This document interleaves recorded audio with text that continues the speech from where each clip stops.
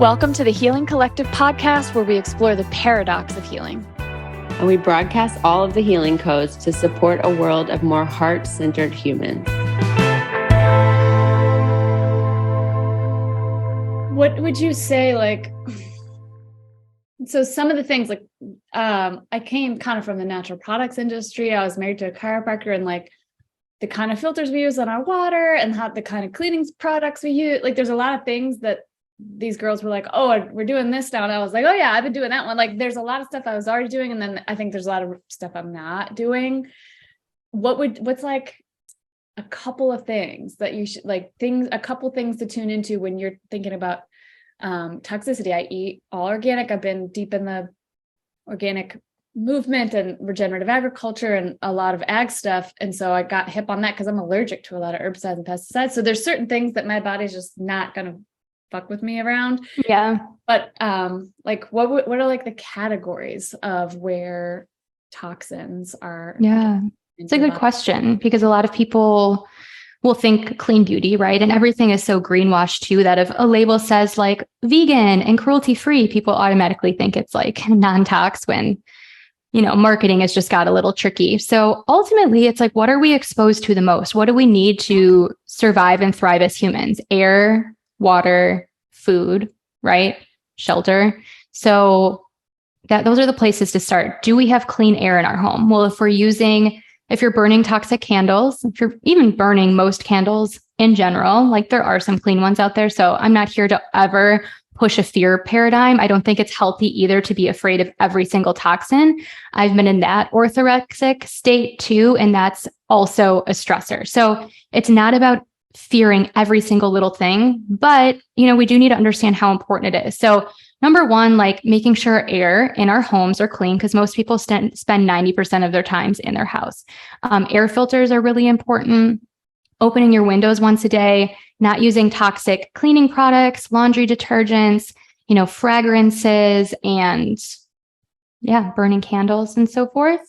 And then our water, of course, and having a really high quality water filter for our drinking water, the water we shower and bathe in, even getting something on our sinks. What are we washing our produce in or soaking our produce in? So tap water, municipal tap water is literally poison.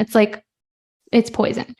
I can't even but neurotoxins that they add into it. Yeah. I mean, it is just unbelievable what's actually in tap water, and actually what's in most bottled water too, which is just tap water bottled and then stored in plastic, which is even worse. So, usually a refrigerator filter won't quite cut it. It's really investing in the water I would start with the water you're drinking. And there's plenty of incredible filters at great price points. Some of them. Do you like Berkey?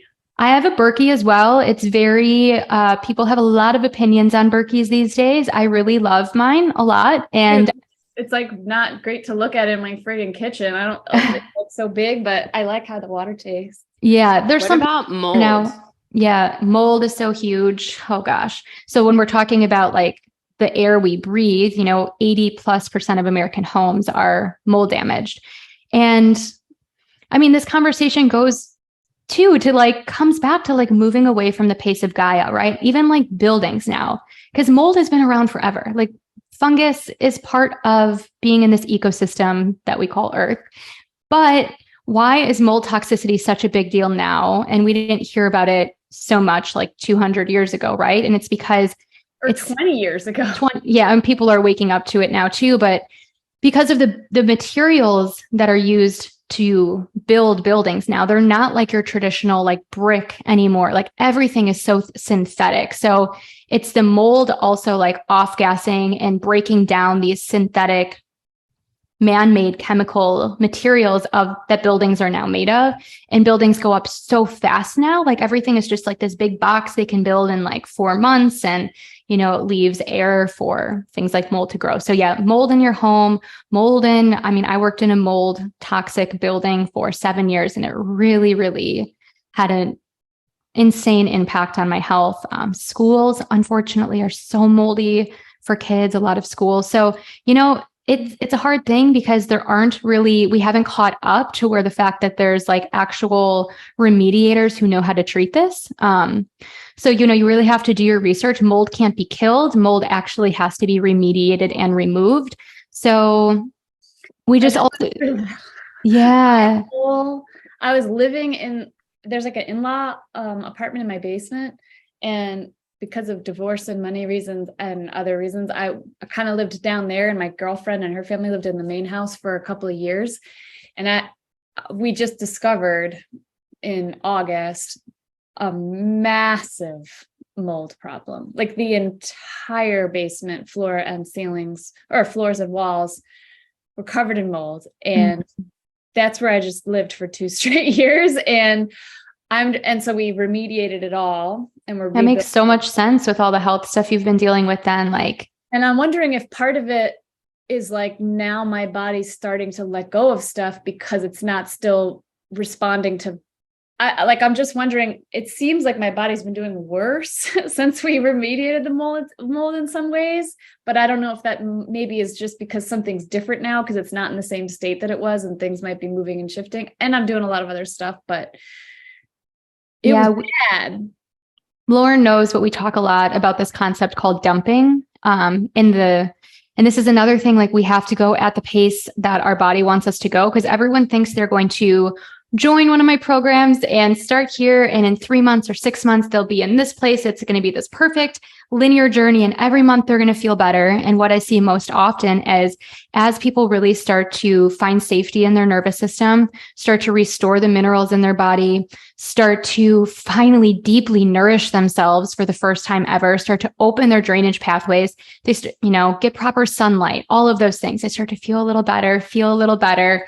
And about 3 months in, this usually happens in like 90 to 100-day cycles, all of people's symptoms start to resurface. And they're like, oh my God, like I'm doing all the things. What is happening? And I say this literally every single day of my existence. I talk about this concept called dumping, but our body is so intelligent, like I was telling you before. So it's always trying to protect us, and it will store things away in tissues, so it's not in our bloodstream. So for Bethany, for instance, all of these mycotoxins from mold she was exposed to for 2 years straight were stored in the tissues of her body. And as you're so you remediated, you're no longer living in the mold. And it sounds like you're really prioritizing your healing and fascia work, right? So technically what happens is, like, when your body finally starts to feel safe, it feels ready to dump all that old stuff. But the problem is that, and it's not a problem at all, but we feel the height of the symptoms as it's making its way out. So usually in the thick of healing, whether you're healing from mold toxicity, whether you're finally healing from candida overgrowths or parasites or heavy metal toxicity or estrogen dominance, right? As we're healing and all of that stuff finally has avenues to leave the body, we're going to feel it as it comes out. We're going to feel those symptoms of the estrogen dominance, right? We're going to feel the symptoms of the mold toxicity. So that makes sense. And, it takes a while. It takes some people, it's like some people are super, I don't want to say lucky. I don't even like that word. And like everything's great in 4 months. And it can take other people like 3-4 years to fully get through some hard challenges. Yeah. Her son is dealing with an ulcer. Do you think that could be related as well? Yeah. An ulcer, they determined all these other things that it wasn't. So they're like, it's an ulcer, but he's not doing great either. And he's super porous and very just like spiritually too, and emotionally. So I feel like he also just absorbs what everyone else has going on around him. And as I've not been doing well, he's not been doing well, which is stressful out. And then I don't know. So, but yeah, his immune system's shot, and he has stomach pain, and he can't eat very much, and he has trouble sleeping, lots of trouble eating food. He can't be physically active. Wow. Yeah, that's so hard. I'm so sorry. Mold toxicity can definitely, when our body is toxic, when our internal terrain is toxic, that's when parasites have the opportunity. Like, parasites are attracted to toxic tissues, both physically, energetically. So once parasites have the avenue to come in and they thrive on all that toxicity, mold being a huge one, they can create leaky gut, they can create cysts, they can create autoimmune flares, and it can show up in so many symptoms. I always say there's truly only 3 root causes to all mind-body dis-ease, and that's poisons. So a lot of like the toxins we've been talking about, mold would be one of them, right? Pathogens like parasites, other overgrowths. And then the third root cause to all disease, unprocessed stress and trauma. So, and they kind of all weave together, talking about someone like, I would love to hear like his personality, his boundaries. I see a lot of humans who have like really leaky boundaries translates directly into like leaky gut. And then they start to have, so, they can't even absorb the nutrients from the foods they're bringing in. And it's just this like vicious cycle. Do you work with kids, or do you have people you recommend that do this work with kids? I only work with women. I haven't worked with kids. No, I don't work with kids. I used to work with kids in like the fitness side of stuff, but not in the root cause healing. That's just not my vibe. I would say like women 18 and older.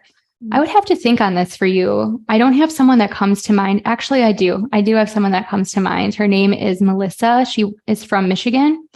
Naturopath Melissa. She's on Instagram. She's incredible. We have a lot of really great, like just vibe in the same view. So she's a root cause practitioner. And I actually just saw her talk about the other day that she works with kids. So yeah, you should check her out. Okay, this is my last Bethany question, because then I really want to talk about parasites, but in depth. But so Bethany doesn't have a colon, or like most of her colon is removed. I had cancer, so I had a hemicolectomy. Part of my small intestine and half of my large intestine got removed, and they also removed my uterus, fallopian tubes, and they will soon remove my ovaries. I've had a different kind of dumping. Things just moved through me really fast. The valve between the small and large intestine. I went through a whole period of time where I could barely eat fruits and vegetables.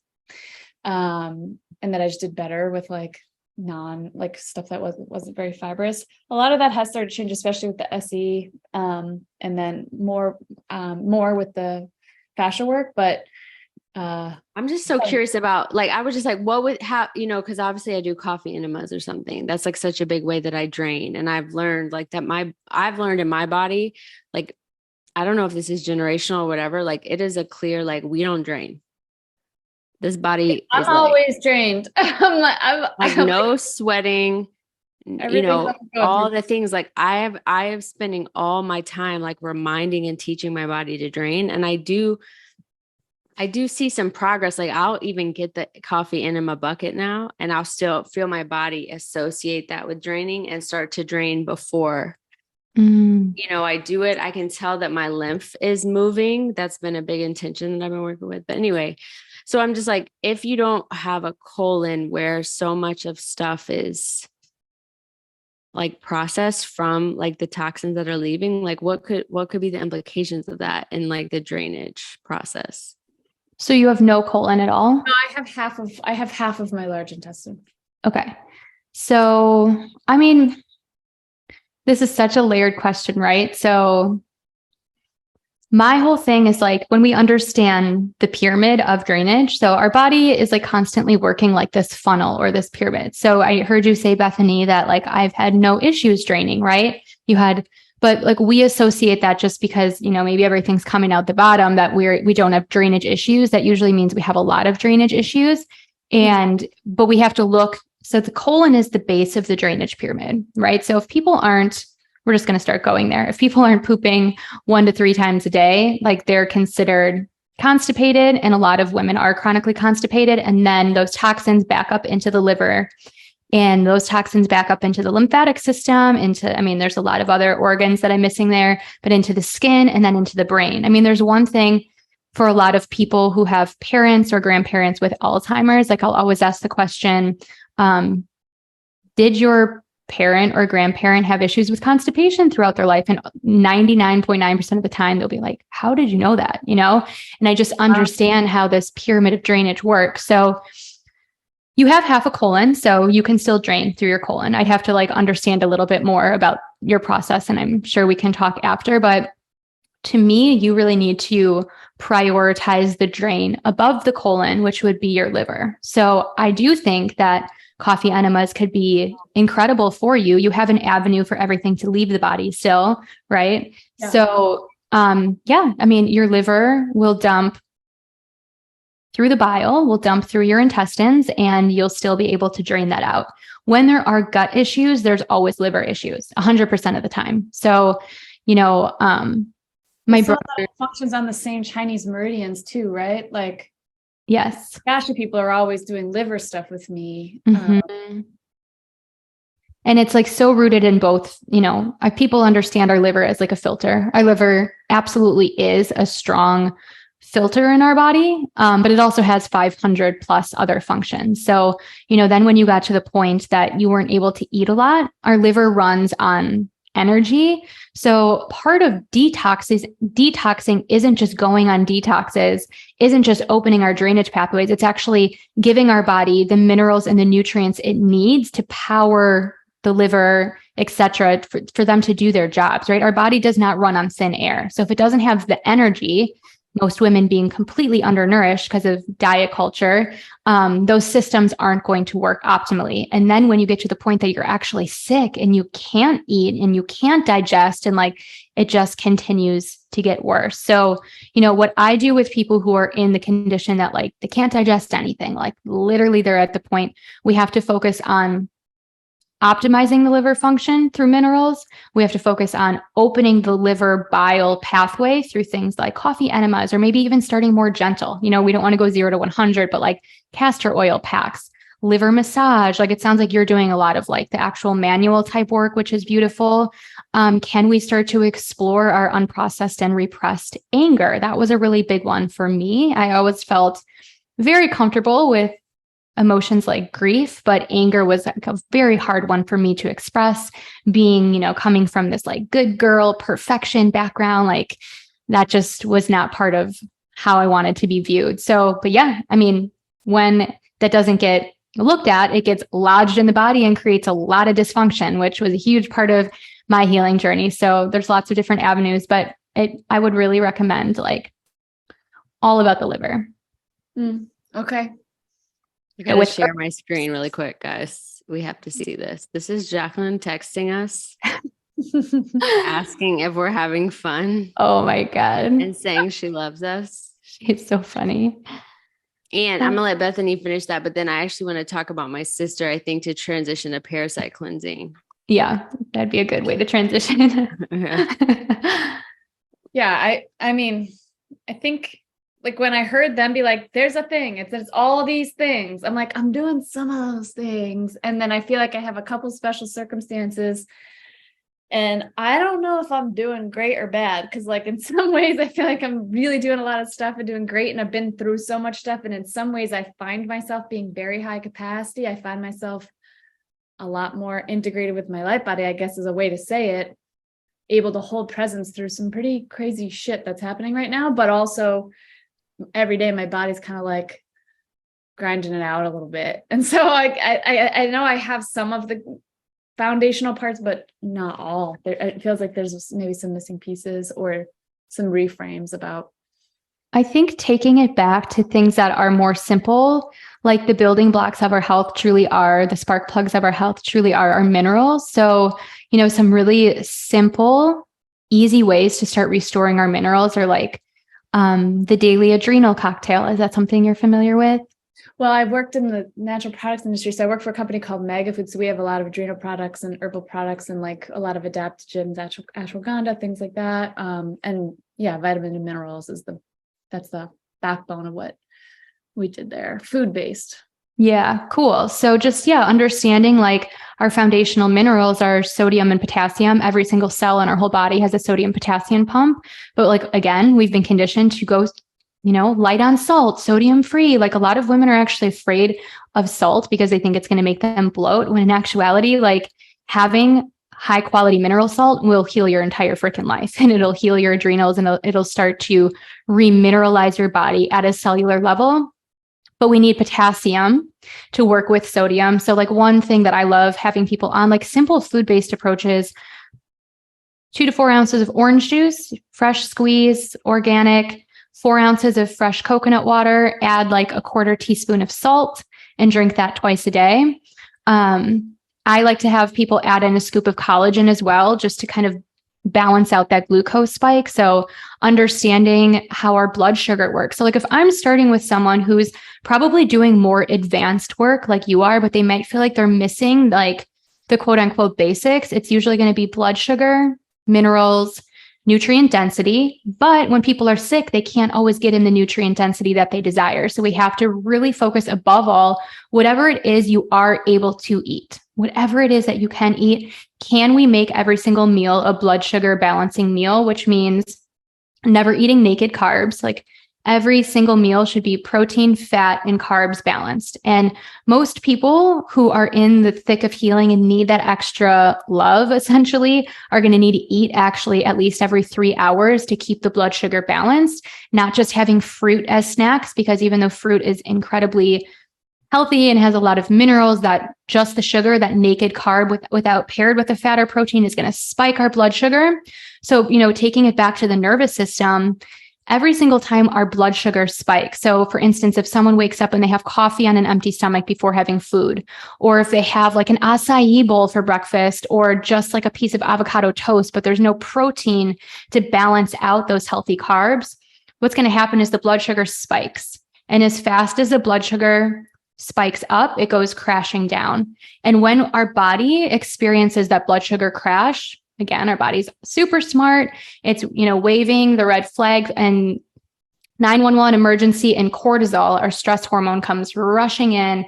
And, then our body turns incredibly acidic and so many things happen. And people are on this blood sugar roller coaster all day long, not even recognizing like how that's affecting every system of the body. And there's no way to heal unless our blood sugar is stable. So like most basic thing, stabilizing blood sugar and getting in minerals. So for like you, adrenal cocktails a few times a day. Magnesium is super important. I put most people can tolerate beef liver capsules. I don't know if that's something you've tried before. Well, with minerals, especially magnesium, if I just even too much touch it, it's my whole body starts dumping. So if I take like a salt bath, I can't, like, I'm jumping out of, this is a lot of information. Like I say a lot on this podcast, but I'm like jumping out of the bath to get on the toilet like 4 times. And so I have to be really careful with it. Yeah. And a lot of people can't tolerate magnesium yet. So it takes, in my opinion, several months of focusing first on sodium and potassium, because your body can't. I'm guessing I'm low on potassium. I do a lot of sodium. I'm a salt girl, but I think probably the potassium's not balanced. Yeah. And there's so many great options out there. I love this brand called Quinton Minerals, and it's like the same consistency of our blood plasma, really like great sodium, potassium. We can talk about this stuff later, but like, I think minerals for sure, blood sugar. Yeah. Like I learned they were adaptations for this huge change in my digestive system, but I could not eat for 24 hours and barely notice. I started like adopting the ability to be fasted, because it used to be if I ate anything, it came through me immediately. If I was going to public speak or coach or get on a plane or be in a car, I was like, well, I can't eat. Yeah. That was true for years. So I have really down regulated a lot of the signals even in my body, because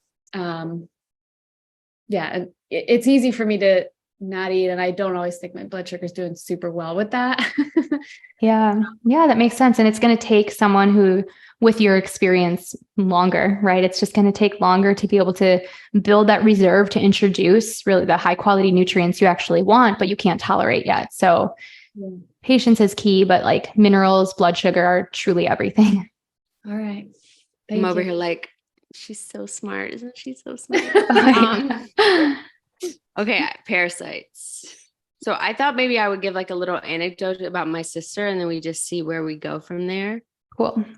I probably will get emotional, honestly, because, Jacqueline's health issues, and she's been on the podcast. There's some things like, there was just like a helplessness in our whole family. And also sometimes like, are you making this shit up? Like, could you really be in that much pain, Yeah.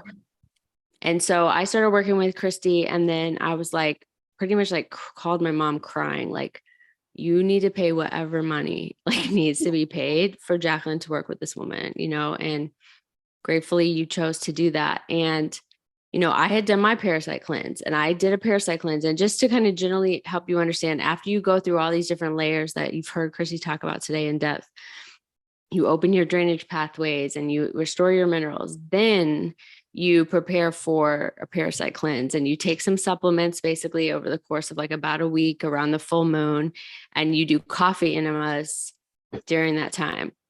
And, you know, you see Christy posts all these pictures and people have worms and crazy looking things coming out. And you're like, well, that's not going to be me. No, that's not going to be me. And then I did it and I had like 3 giant worms or something. Right. So then my sister starts working with Christy and she's doing it like every day with like 20 worms every single time coming out of every single place. The other important thing to know about my sister, and if you listen to her podcast, plug for that, she's was, you know, a victim of a really severe rape. She's gone through multiple severe traumas like in her lifetime. And she would say that sometimes when she was passing the parasites, she would be screaming. She would literally feel the pain or the energy. It could be, so all of this, then I started like, you know, so many things, I started getting these downloads that like parasites are the 3D representation of ancestral pain and trauma, of dark energy and entities that actually exist, because it's as above, so below. So the same way that we have things living off our energetic field in the 3rd dimension, that's also happening in all these other dimensions as well. And like the thing is that, so once she released these parasites, so many of these chronic illnesses that had been occurring for her entire life, literally, I remember her like crying to my mom, and when she was like 6 years old, like started just going away.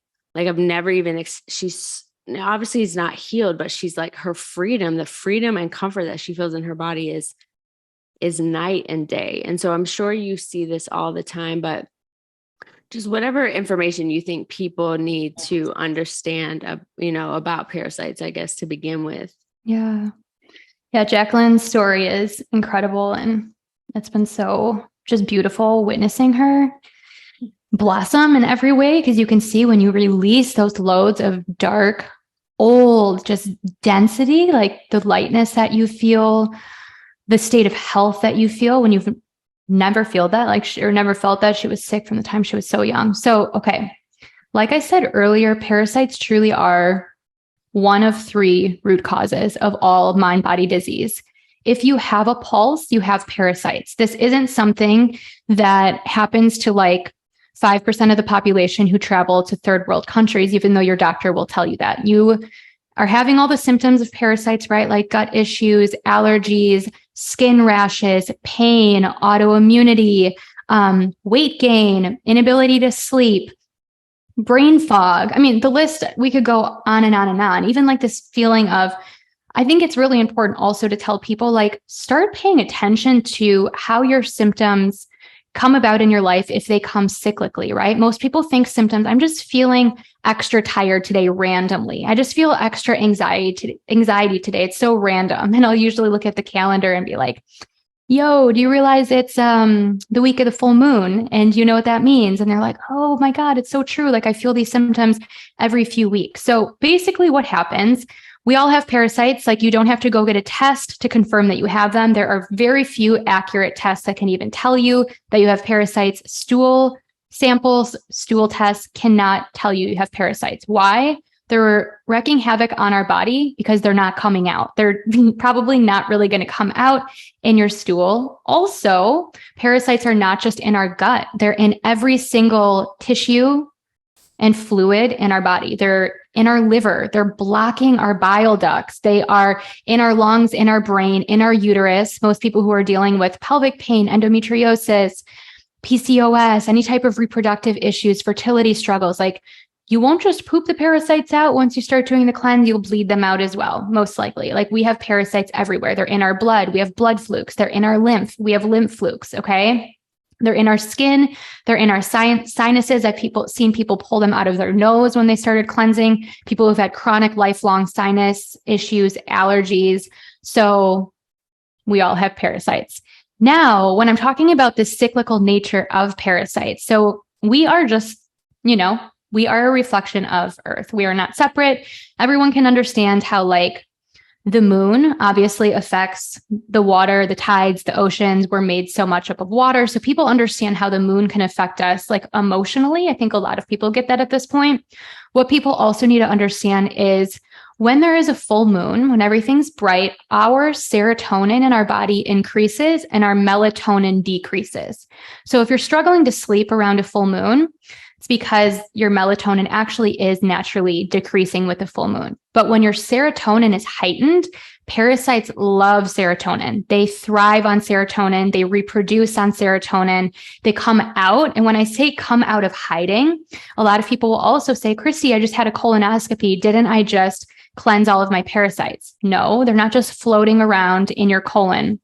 Parasites have teeth. So they actually embed deep within the tissues. They don't just there's some that are floating in there for sure. And you will, like when you start to do maybe colon hydrotherapy or coffee enemas, you'll start to see that stuff come out. But we have to actually kill them and release their grip, release their teeth that are in deep within our tissues. So we do that with the full moon because with this natural heightened serotonin, they're already out to play and they're easier to kill.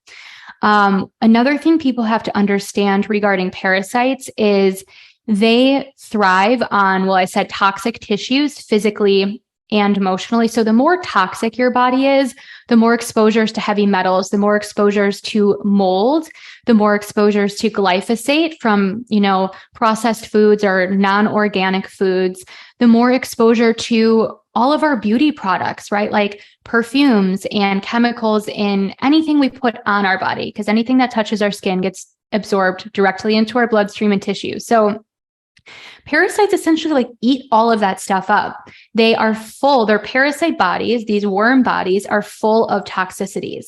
So a lot of people, when they start to hear about parasites, they're like, oh my God, I need to get these out. Or some people freak out and unfollow me because they're like, I just can't even. And I always like to remind people, I know it's it can be really hard to hear, but better out than in. But with that said, we can't just go and rush into a parasite, even though you understand you have parasites and you understand you have all of the symptoms of parasites and you understand that your symptoms are worse around the full moon and you really, really, really want to get better now. We cannot go in and just kill them. Here's the thing. So in root cause healing, I teach this order of operations for a reason. We need to start with number one, foundations. Like I was just talking to Bethany about minerals, balancing our blood sugar, stabilizing, nourishing our nervous system, getting proper sunlight, right? Like the foundations that build our health. And then we need to get into opening all of our drainage pathways, supporting our colon, supporting our liver and bile, supporting our lymphatic system and our skin and pooping and sweating and all of these things, because a parasite cleanse is a detox. And a detox is simply just killing things inside your body. Okay. So when we're talking about killing parasites, we kill them, but then they actually essentially explode all of their toxicities back inside our body, back inside our bloodstream. I said parasites are full of heavy metals and poisons and mold toxicity, right? They're full of viruses. A lot of parasites are full of, most of us have a lot of dormant Lyme in our body and Lyme co-infections in our body. So a detox is something that happens within our body. We go in and we kill. That's not enough. That's going to make us more toxic. We need to make sure our drainage pathways are sufficiently open and supported. So once we kill everything, they have avenues to actually leave the body. So it's really important to not rush into this process. Like I've said in the past, I've said it in this conversation already, there's no benefit of rushing the parasite cleanse process. It's going to take you at least a couple months to prepare your body. So foundations and then drainage, we open those drainage pathways. Then we go in and we start to kill the parasites, and we do it around the full moon because that's when they're easier to get. And there's certain parasites that lay 2,000 to 4,000 eggs every day, every single day.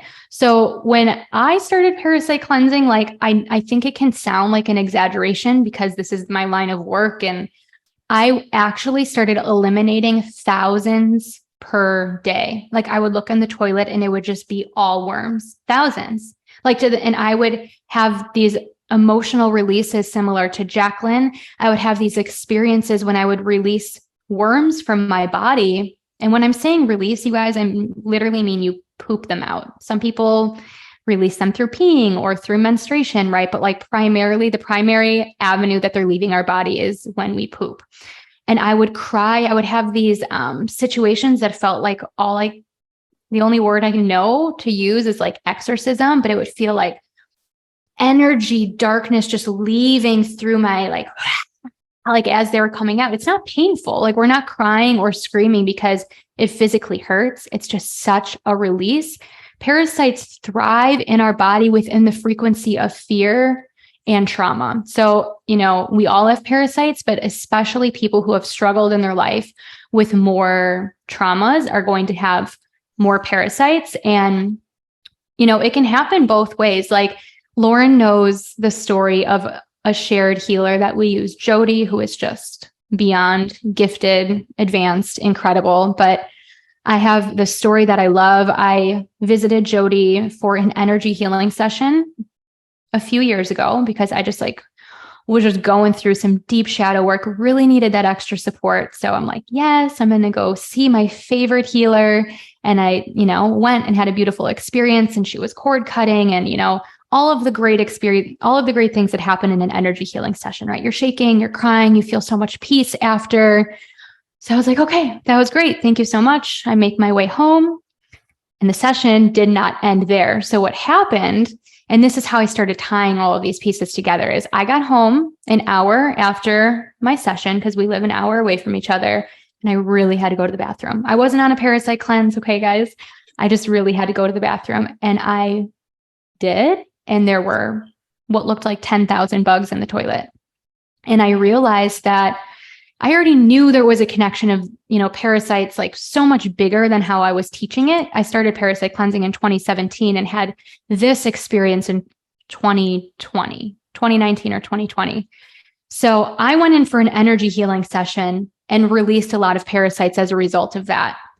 Also, we can parasite cleanse physically and have the energy release. So and it's amazing to do it both together and have the understanding of both. And many practitioners out there, other root cause practitioners, are talking about parasites, which is amazing, but they're truly only talking about it through the lens of the physical body, going in, killing these parasites on the full moon. And that's that. And when we don't address the frequency in our body that these parasites are attracted to in the first place, right? They're going to continue to come back. Like if we don't address the root of the issue, the parasites will just continue to come back. And that was my experience my first 3 years of parasite cleansing. I would parasite cleanse. I learned about it in 2017. It changed my life back then. I would feel really good for a few months, and then all my symptoms would come back. And it's because I wasn't addressing the emotional roots to these bugs. So it's been quite a journey. We do this to help people heal from what we would call more minor issues, like struggling to lose weight, all the way through extreme autoimmune conditions, all the way to life-threatening cancers. Like parasites have to be part of the picture. It's been a wild freaking ride. It's and so many of the things that you said are in my history, like major glyphosate exposure that I had a anaphylactic response to, living in mold for several years. I had cancer. I've had other major traumas, like life near-death experiences. Like there's a lot of stuff that light up in my memory based on the things that you're saying. Yeah. And I think that as much as they're very destructive in our body and they are making us very ill, waking up to this whole concept of parasites is truly the most empowering process we'll ever step into, I think, on our human journey. I mean, just first of all, going through the shedding process and feeling quote unquote normal again, feeling full of life again. They don't only like feed on toxicity, they create blockages in our body. So I'm saying they create blockages from our liver in our bile ducts, right? So you can't actually. I think this thing about energy, right, and parasites and frequency. Because basically, and this a little bit, but for people who are listening, like my main orientation is towards the energetic field, right? So when I experience a reality or a person, I'm experiencing more of their energetic reality than what I'm experiencing in the third dimension. And I've had multiple initiations of seeing literal, I don't know what else to call them, but entities or like demons. That's just like the association I have, but like literally something take over someone's body, create havoc on that body, or make decisions from that place. And so recently there's been a lot of stuff in the news that's happened, right? Like when Will Smith punched Chris Rock or whatever, when Twitch committed suicide. Recently, there was like a major trauma related in kind of one of my very close friends' families, where a woman who was there was no real reason or like background, like killed all of her children. And I believe, and based on data that I've gotten, is like, one, the veils are shifting. There is a relationship between dark and light that is occurring, what you might call like spiritual warfare to some extent happening. Now, at the end of the day, do I believe that like love wins, the light wins, and this is all just part of like this eternal game of evolution? Yes. And it's like the game I'm playing. It's the game that I live in. And I believe that people are going to be, because of all these things I mentioned, like their bodies being toxic, or they're being absent, they're spiritually absent from their body, they're not connected, that we're going to see a total increase in all of this happening. And so I'm also curious, like in this idea of like, do we go to the field to work on them and then use the parasite cleanse to complete what's done in the field? Is the parasite cleanse enough? Like just curious what that brings up for you, that all those things that I just said, and what if you didn't just have to speak about parasites at the level of body or other people's language, if you could talk about them in the way that's most authentic to you, what would you say? Yeah. Whew, right. It can be such a big conversation. So how I've understood parasites beyond these worms in our body that are keeping us toxic, creating blockages in our physical tissues, creating blockages in our actual chi and our life force energy, hardwiring our subconscious, right? Consciously, everyone wants quote unquote good things. Everyone wants to be good people. Everyone wants to be motivated people and healthy people. But like they actually hardwire our subconscious to keep us in the quote unquote dark, and to keep us like we are their host, right? They can't live without us. So they don't want us to be technically aware of them. How I've understood parasites through my personal experiences too, because when I've had releases during parasite cleanses, and I said I've been crying, or I've had things that have felt like exorcisms, a lot of the cries have never sounded like me. They've never sounded like my voice. So it might have started off where I'm sitting on the toilet and I'm releasing parasites and I start crying, and it waves in and out of these, like what I've always described as ancient grandmother screams and tears. So it felt very ancestral to me. I felt like I was doing the work for my lineage. I've gotten images after of my ancestors in this like golden circle of light surrounding me and thanking me for doing this deep work. So initially I used to say parasites are ancestral beings here to teach us how to release. And I don't know if I think it's so much more layered than that. I think that's a piece of it. I think it's parasites. The energy they're fed are the unprocessed challenges, right? Like we carry so many beautiful codes. We don't just carry trauma from our ancestors. We carry wonderful, wonderful traits and codes from our ancestors, but also, as we know, we live in a reality of duality, light and dark. So I think when we're releasing the parasites, we are releasing the unprocessed unresolved fragments of the souls of our ancestors that they weren't able to achieve while they were here.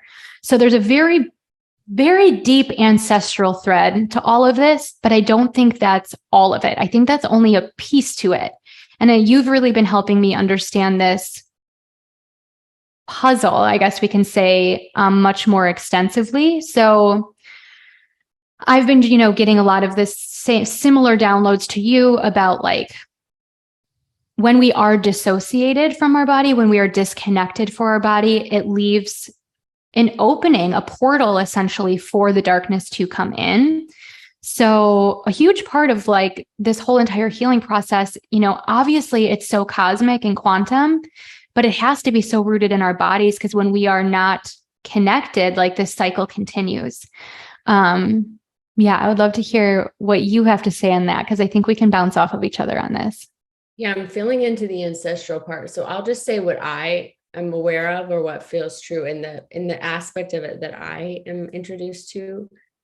So it seems that there's a lot of ways that what you might call the soul or consciousness, like let's say before or after death. So for example, like in some journeys with people, the entities that I meet have lived lives.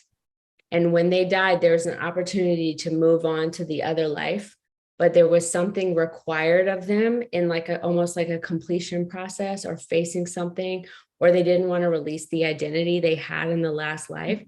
And they're staying in this kind of liminal space. I think it actually kind of alludes to it in the movie Soul that came out recently, that cartoon movie.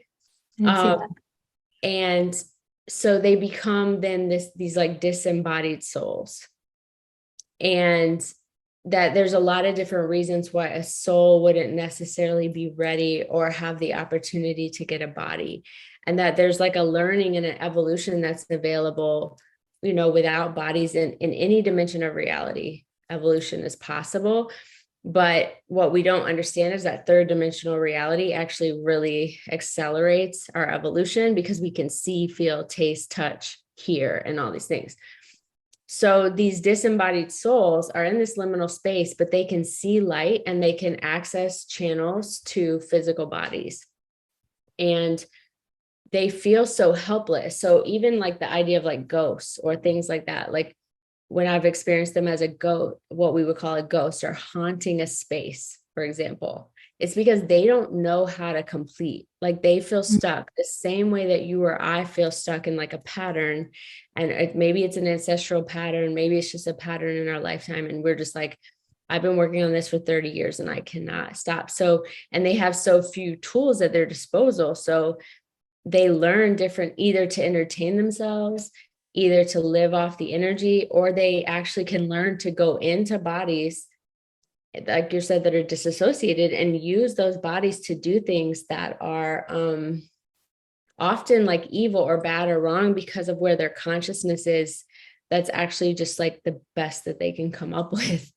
And that in like a more recent journey experience, what was revealed to me is that we can, and even when they come up in journey space, I'm always in a space of negotiating with them and supporting them to go to the light, and making negotiations that would allow them to move on or complete. And they're always, I've 100% always had the experience, they're very interested and very willing. One time, this person I'm really close to, like my phone rings in the middle of the night. I see his name.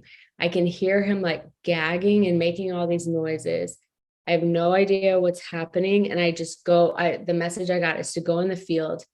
I basically felt this dark entity like threatening to kill my friend, and saying like, if you want this body to survive, like I need you to negotiate. They were aware that I had the power to like, or I won't say power, but I had the access to support them to negotiate. And so I immediately, it's almost like a hostage. It was like a hostage situation is the way that it felt. I started negotiating. I called for the councils and all the places that I know how to do this. And once the negotiation completed, the person on the other side, he wasn't ever talking, but he started breathing.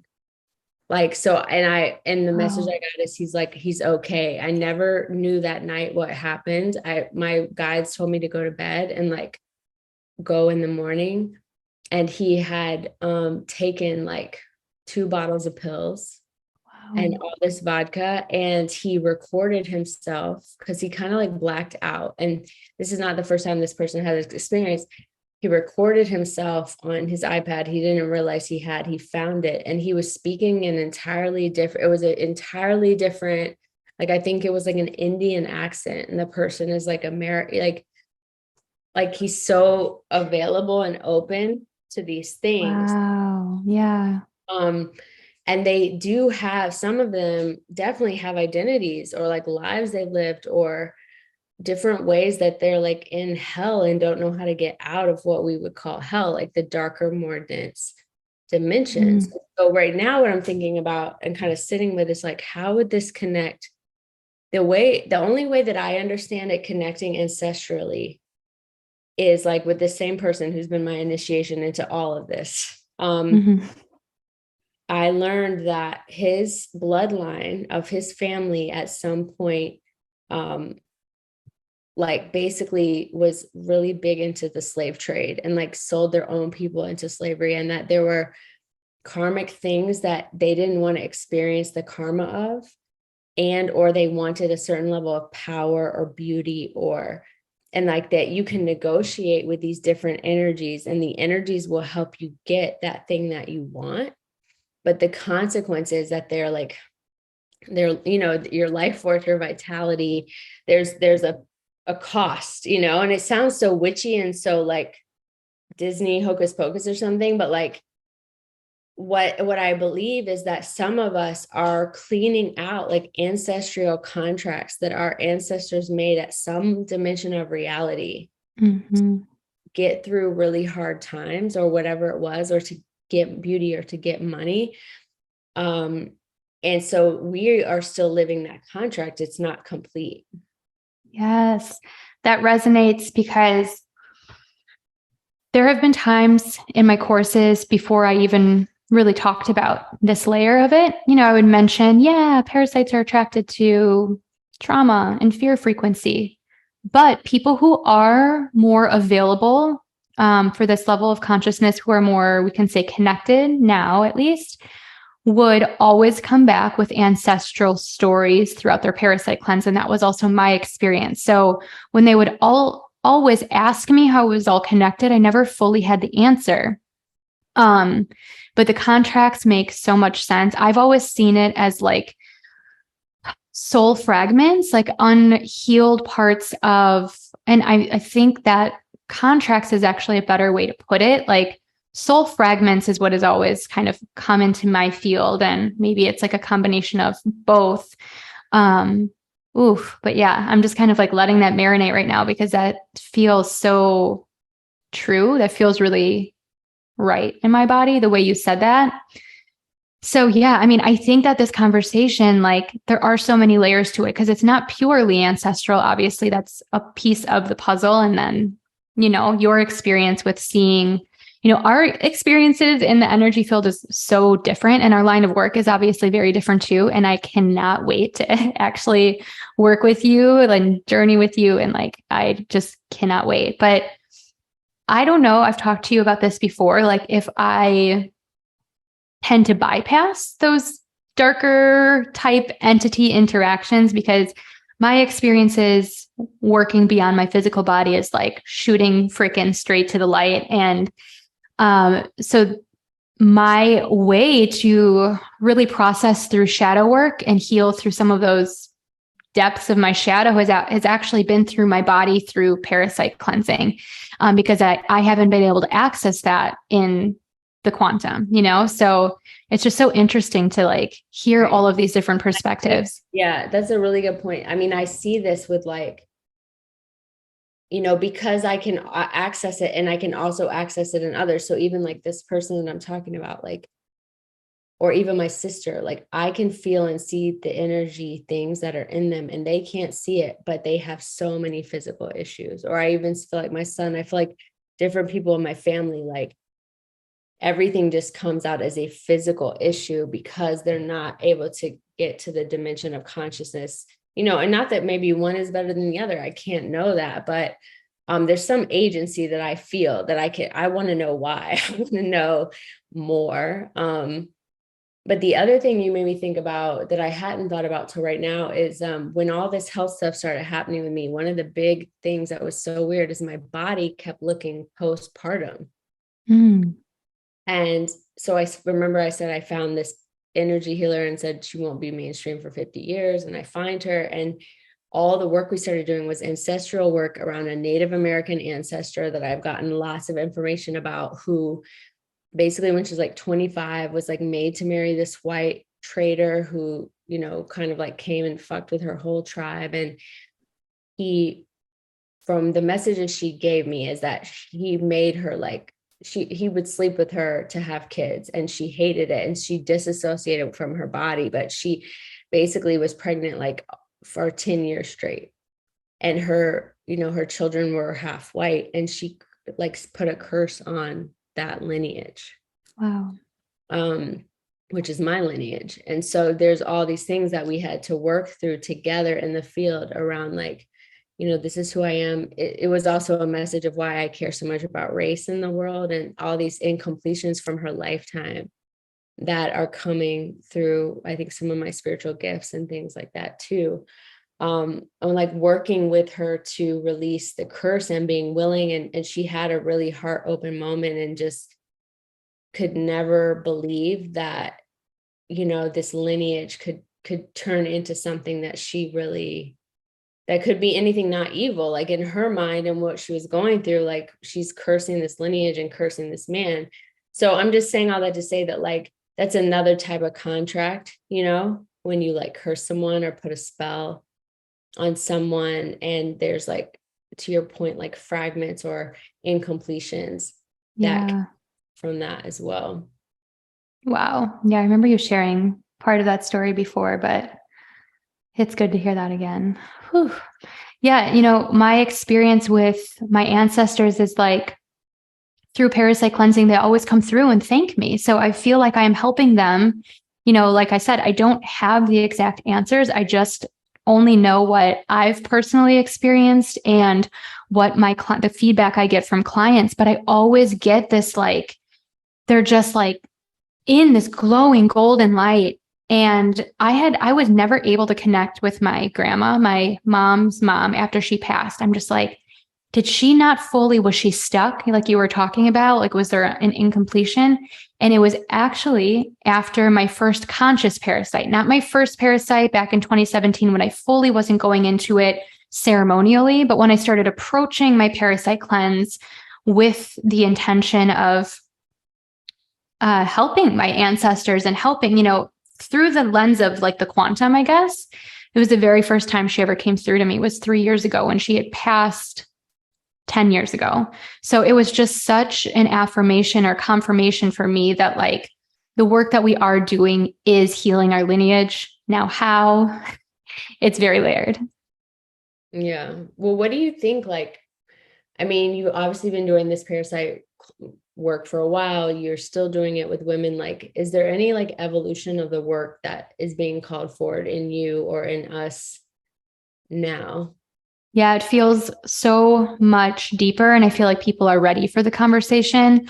So I'm now feeling called, you know, obviously I've been on this journey experiencing with medicines for almost 2 years, and it wasn't until the last few months. Well, microdosing mushrooms has been a part of parasite cleanse preparation, in my opinion. So like in my course, Rewired, it's all about microdosing, shifting our nervous system, rewiring our subconscious.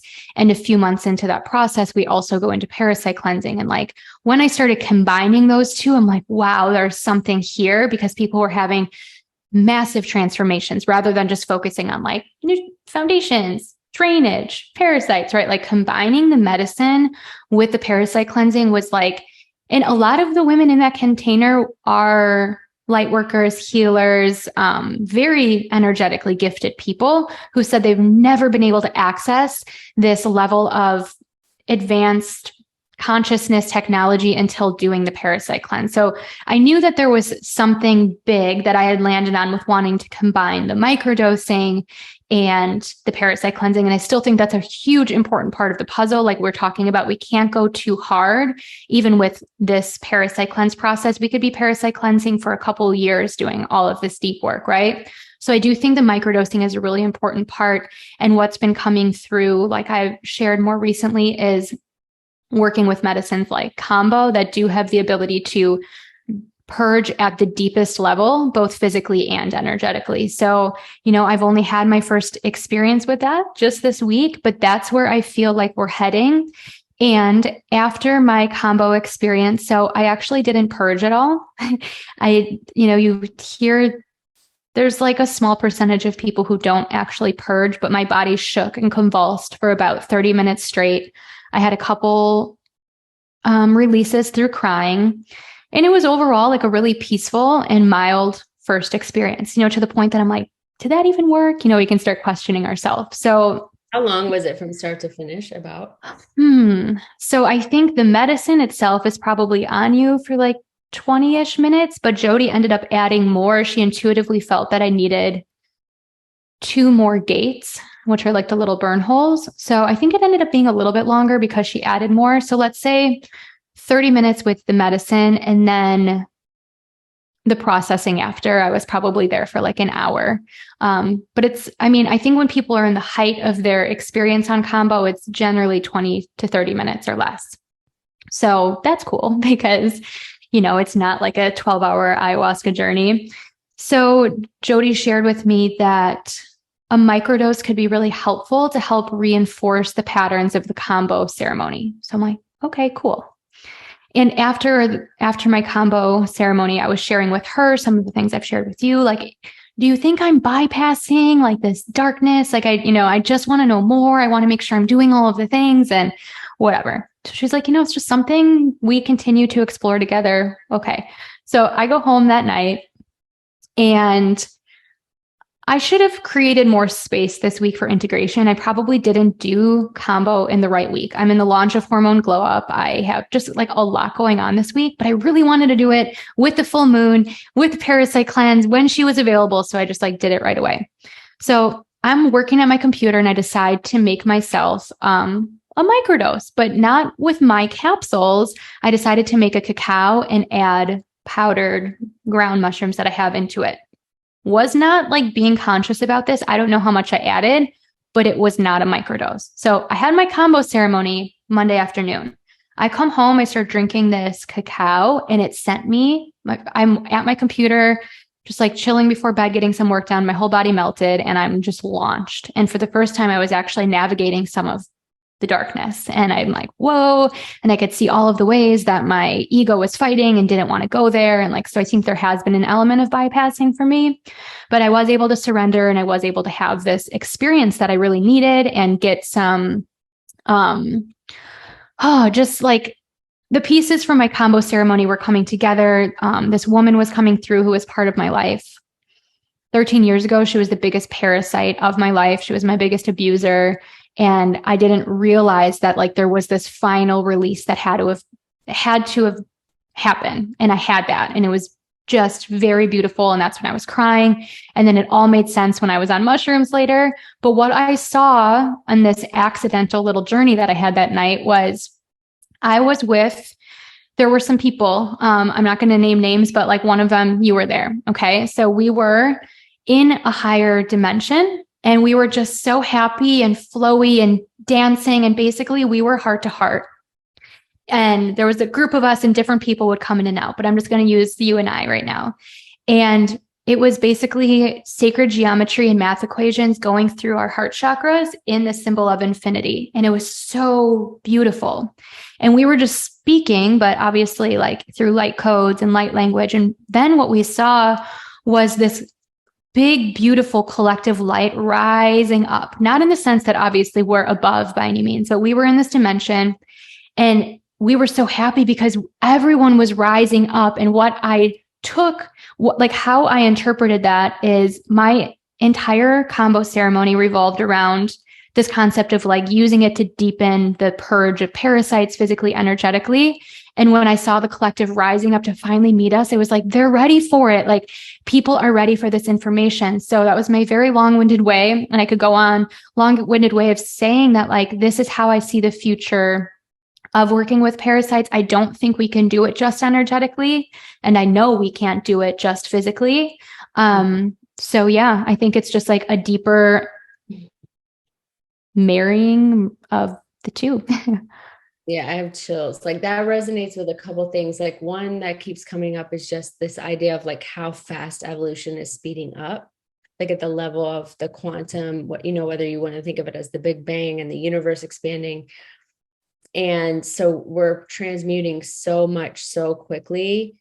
You can call that ancestral, like all these things. We're just rushing through it. And so we need basically that there's so much trauma to move through that with just something like therapy or SE or something like that, like it really isn't realistic that most people could get through the amount that they need to get through for their body to keep up and for them to have like a pleasurable life. So that's one of the reasons that these medicines are showing up in partnership. And the other thing was this last thing that you just said, like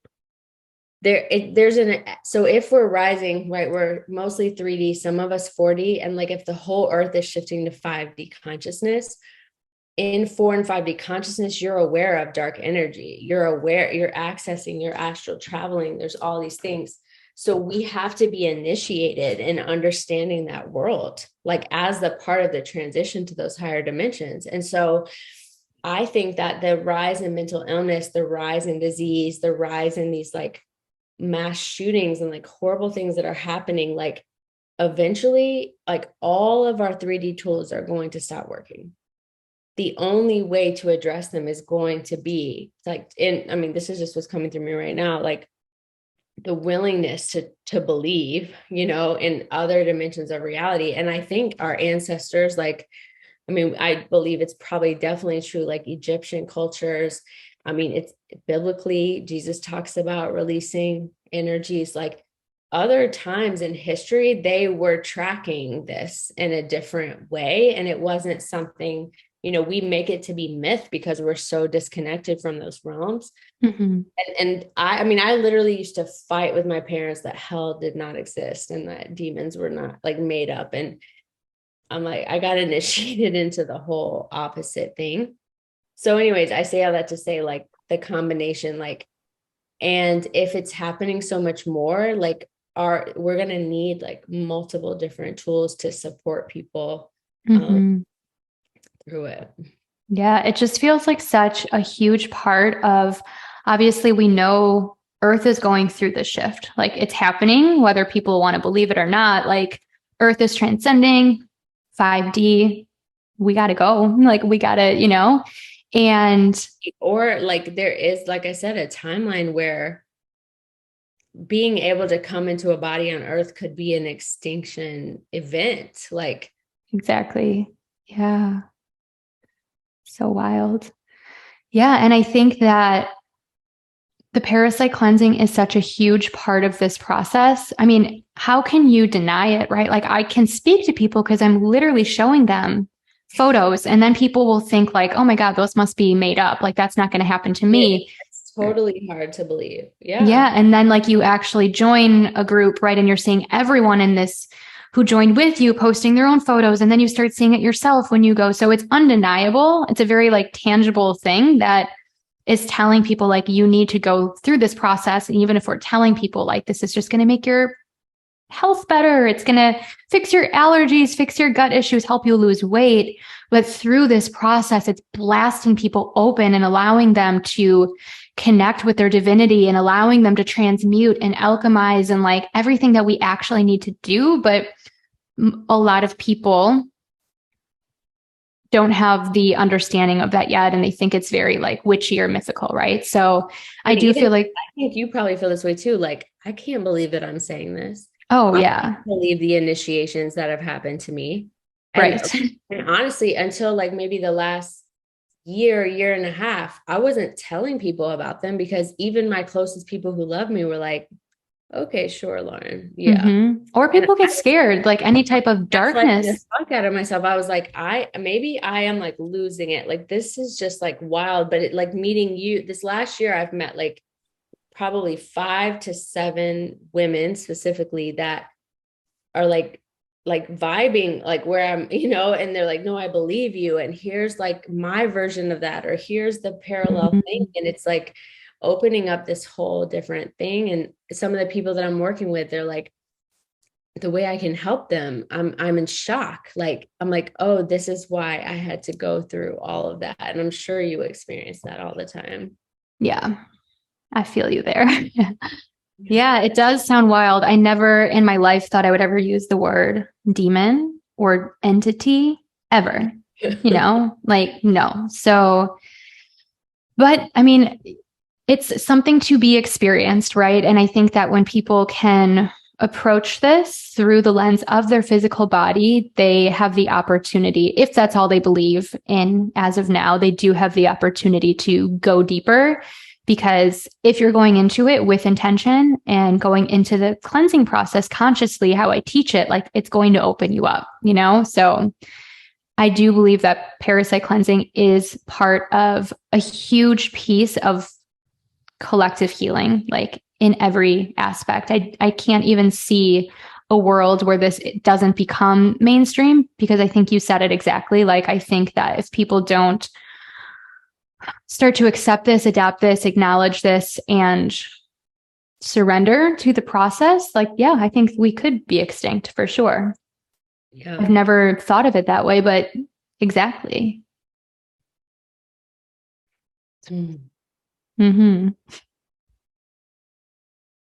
Well, I'm thinking too about like, the one in me that like, I get so attached to people healing, and especially when I'm like, I have the tools, like I know how to help you, but like, there's such a high level of so many things, even in your course, like the level of things you're asking people to commit to before they even get to the parasite cleanse, like in our culture, like if I can't just have it, Microwave society, everyone wants it in 5 seconds. And if I hadn't gotten to the level of discomfort in my body that I had gotten, where I was like, I'll try anything because I feel like I have tried the things. I don't think I would have kept the commitment. I mean, it's a big financial commitment. It's a time. My whole lifestyle has changed to center getting all these needs that that are like, that things that I used to think would be like icing on the cake. Like but now it's like, no, I have to move every day, like breath, like this is actually just like the way that as my body continues to upgrade, like it needs all of these things. And that takes time. And then that then shifts also my relationship to time, my relationship to tasks, and all these other things as a result of that. Yeah, it's taking us back to our roots. I mean, humans lived this way forever. It's only modern society where, like, God forbid, this sounds like far too much of a time commitment. How dare we honor ourselves and take care of ourselves? And like, we need to be creating and doing and hustling and grinding and doing this and this and this. And honestly, like, that's why our society is experiencing exactly what we're experiencing, because we're constantly rushed. We're constantly disconnected from ourselves. So we clearly can't connect with others when we're disconnected from ourselves. There's zero connection to Gaia and beyond when we're disconnected from ourselves, right? So it's like, we do need to make that commitment, but it's only kind of crazy for where we're at now. And I think there's just going to be so much shifting that takes me back to even the conversations of like AI, right? Like, people are talking about, like, obviously AI taking over is going to be part of the future no matter what. And yes, it's going to take away so many jobs, and people are going to be out of jobs, and people aren't going to be working at fast food restaurants and big box stores and yada, yada, yada. And, I say this with compassion, but ultimately at the end of the day, I think it's a good thing, because that's not people living and fulfilling their soul's dharma. That's going to allow us, even though the intention might not be for humans to rise, right? It might be like a control thing. It's going to allow humans to tend back into community, tend back to the earth, and tend back to the natural rhythms of our bodies. So I think at the end of the day, it's such a beautiful thing we're going through.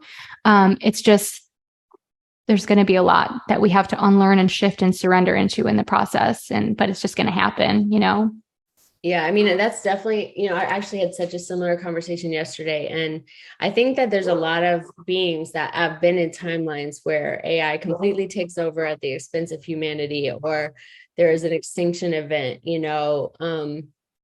and like, I tend to feel more the way you do, or that's the place that I feel the most agency and excitement. I'm like, what I'm seeing is when light bodies are fully embodied in their physical body and can feel Gaia because that's what happens when you turn your body on and you heal your body. It's no longer this like, I'm on this dead planet. It's like, I can feel her.